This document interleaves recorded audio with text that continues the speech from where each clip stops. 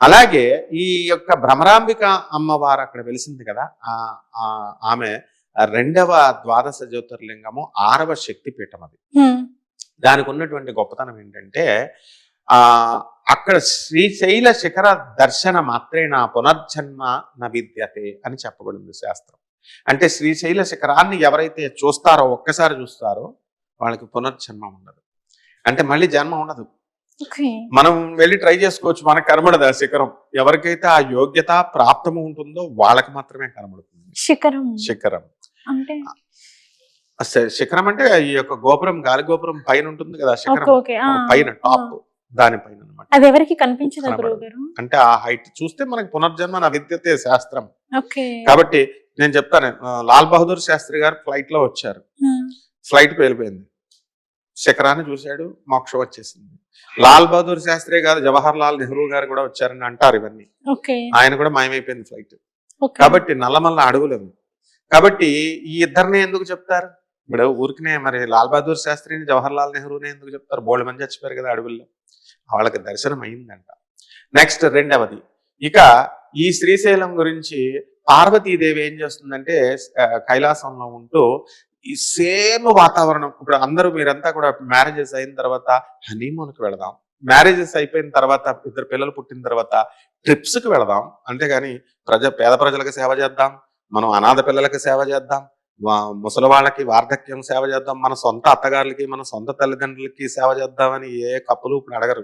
Trips వెళదాం అన్నట్టు పార్వతీదేవి కూడా అప్పుడు ట్రిప్ అడిగింది అనమాట. ఫారిన్ ట్రిప్లు ఇప్పుడు ఎలాగా వెళ్తున్నారు అని. అక్కడ ఎన్విరాన్మెంట్ చాలా సూపర్ గా ఉండాలా, కండిషన్స్ మళ్ళీ ఇక్కడ ఎలా ఉండాలంటే సేమ్ కైలాసం లాగా ఉండాలా అని అడిగింది.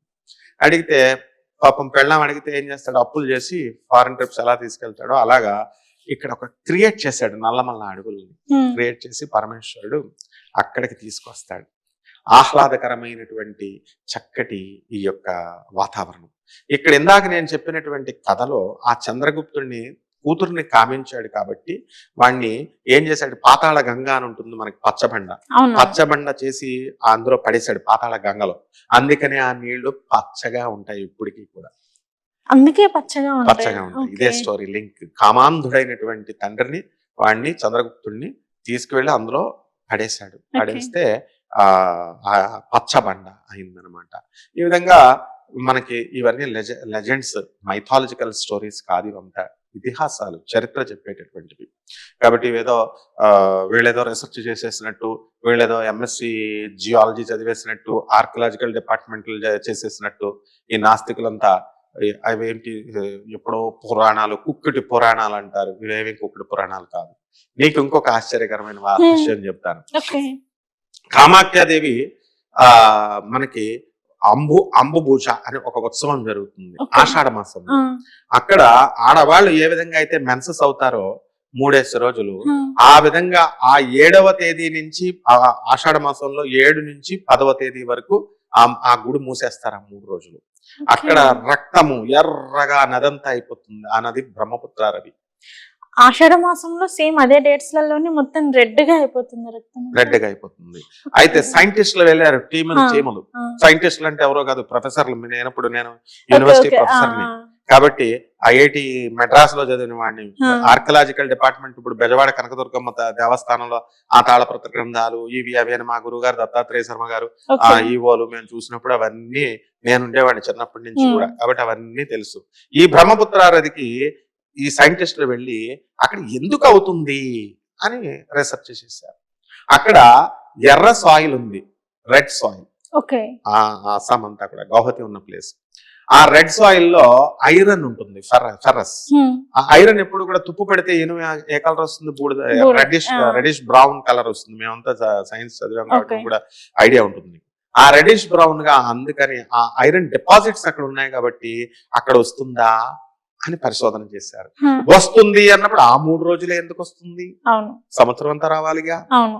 రెండవ క్వశ్చన్, సిన్నాబార్ అని మెర్క్యూరీ డిపాజిట్స్ అంటారు. మెర్క్యూరీ ఫెర్మిసైడ్. ఇది అక్కడ ఏమవుతుంది, అక్కడ కూడా రెడ్ కలర్ లో ఈ అలాయిస్ అన్నమాట, ఆ రెడ్ కలర్ లో రావాలి. కానీ ఖచ్చితంగా తంత్ర చూడామణిలో అమ్మవారు కాళికా పురాణంలో తంత్ర శాస్త్రంలో తంత్ర చూడామణిలో క్లియర్ గా డేట్స్ ఇచ్చింది, 7వ తేదీ 10వ తేదీకి మాత్రమే అవుతుంది అని. ఆ తంత్ర శాస్త్రంలో ఉన్నటువంటివి ఇది టాలీ అయింది.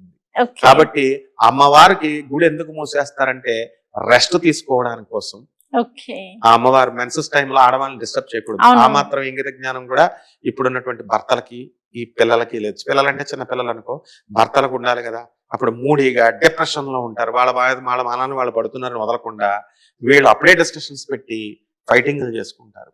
సో అమ్మవారికి ఏం చేశారు, చక్కగా అందులో వదిలేస్తే రెస్ట్ తీసుకుంటుందా అమ్మవారు అండ్ ఫ్రీ మైండ్ తో ఉంటుంది అని ఆ 3 రోజులు అమ్మవారిని వదిలేస్తారు. అలాగా ఈ శక్తి పీఠాలు అనేటటువంటి చరిత్ర మనకి ఈ ప్రతి దానికి. నెక్స్ట్ ఇంకొకటి, అమ్మవారి స్వరూపమే లేదు ఒకటి, ఒక శక్తిపీఠం. ఏమిటి ఆ శక్తిపీఠం అంటే అద్భుతంగా ఉంటుంది అది. అసలు అక్కడ డోలాని అలోపి దేవి మందిర్ ప్రయాగరాజ్ ఉత్తరప్రదేశ్ లో ఉంది, ప్రయోగపీఠం.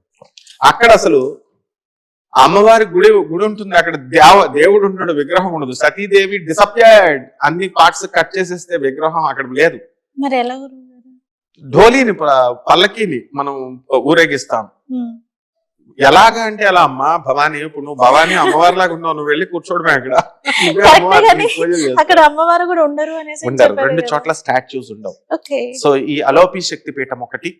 ఆ తర్వాత ఈ అమ్మవారు, ఎందుకంటే సతీదేవి ప్రతి చోట, నీకు ఒకటి చెప్తాను చూడు, స్త్రీయే దేవత, మనుషులంతా తెలుసుకోవాల్సింది.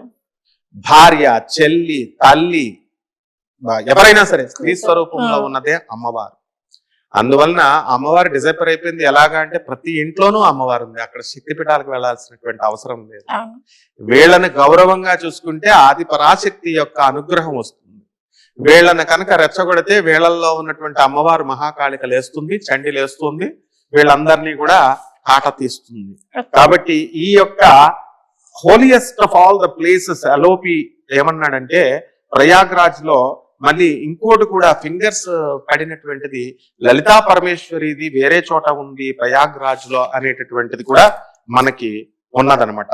ఈ ఫైనల్ పార్ట్ ఉత్తరప్రదేశ్ లో ఉన్నది ఏమంటున్నాడు, వుడెన్ క్యారేజ్ కానీ డోలీ కానీ ఉంటుంది. And డిసపరెన్స్ of the goddess Sati.